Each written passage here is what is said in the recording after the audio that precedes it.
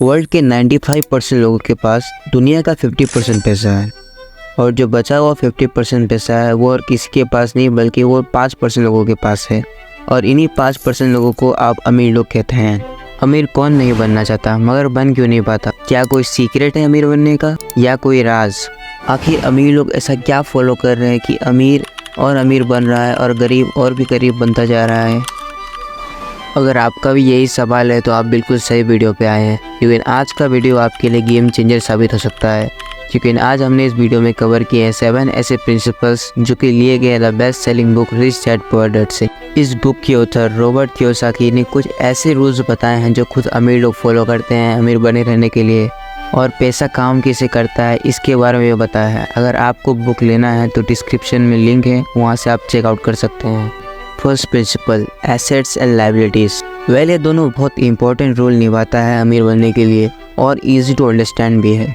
तो एसेट्स क्या होता है और लायबिलिटीज़ क्या होता है, आइए समझते हैं। एसेट्स वो चीज़ होते हैं जो आपके जेब में पैसा डाले, और लायबिलिटीज़ वो चीज़ होता है जो आपके जेब से पैसे निकाले। सिंपल शब्दों में बोलूँ तो एसेट वो चीज़ होता है जो आपका मुनाफा कराए, और लायबिलिटीज़ वो चीज़ होता है जो आपका खर्चा कराए। वेल, बुक के ऑथर कहते हैं एसेट्स ज़्यादा बनाओ in compare to liabilities.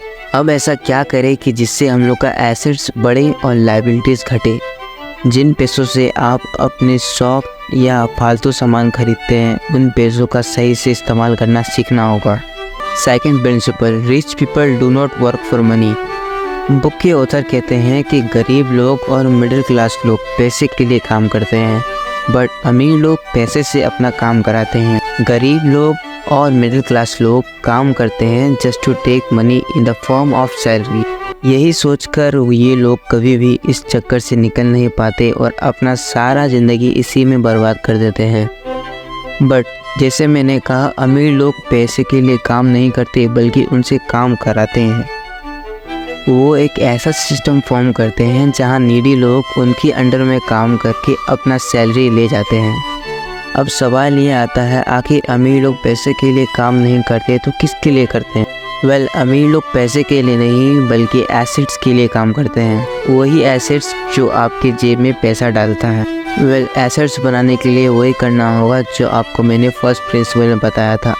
Third principal, mind your own business. Book के ऑथर कहते हैं जहां मिडिल क्लास लोग और पुअर मेंटालिटी लोग सबसे पहले अपने बिल भरते हैं, जैसे पानी का बिल, बिजली बिल एक्सेट्रा, फिर सेविंग करते हैं।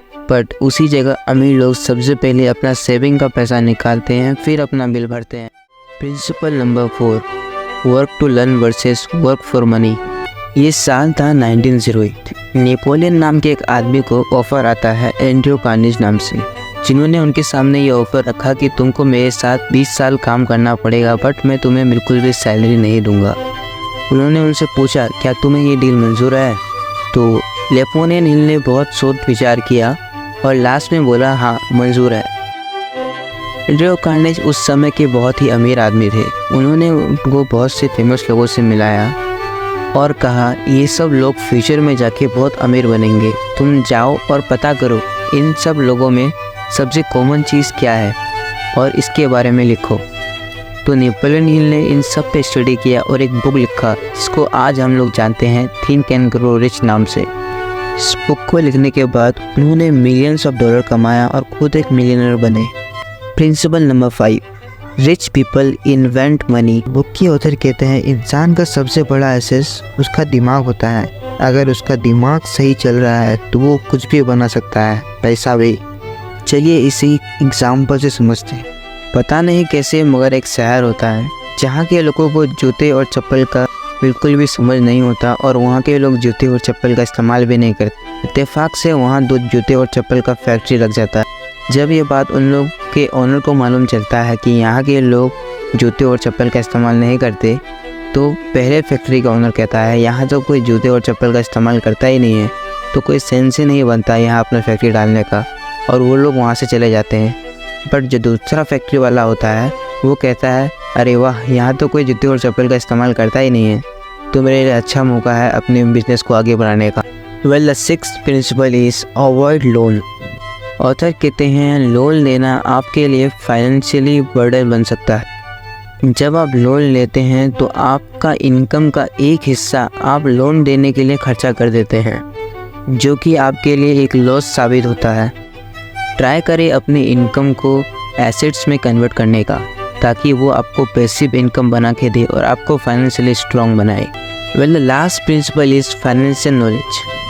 अगर आप वीडियो में यहाँ तक आ गए हैं तो आप पैसे बनाने की मशीन बन चुके हैं, फिर आपने बहुत कुछ समझ लिया है। बट क्या यह काफ़ी है? अमीर बनना और अमीर बने रहने में बहुत फ़र्क होता है।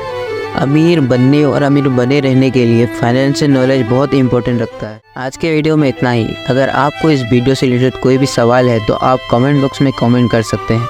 मैं 24 घंटे के अंदर आपको रिप्लाई देने की कोशिश करूँगा। जय हिंद।